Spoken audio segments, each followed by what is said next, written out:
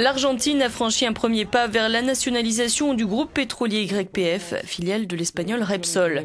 Le Sénat a adopté par 63 voix contre 3 ce projet de loi qui prévoit une prise de capitaux à hauteur de 51% et inclut une autre société contrôlée par Repsol, YPF Gaz, distributrice du butane et du propane à travers tout le pays. La Chambre des députés doit se prononcer la semaine prochaine.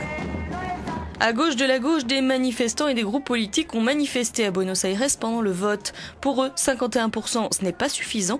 Pas suffisant non plus le fait que la présidente Cristina Fernandez refuse de payer les 7 milliards d'euros de compensation réclamés par l'espagnol Repsol.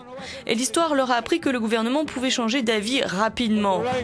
Le gouvernement ne crée pas une compagnie étatique comme cela devrait être, une société contrôlée exclusivement par l'État, explique ce représentant politique. Ce sera une société anonyme ouverte à des capitaux étrangers ou privés, qui va donc enrichir d'autres amis, tout comme elle a enrichi Repsol.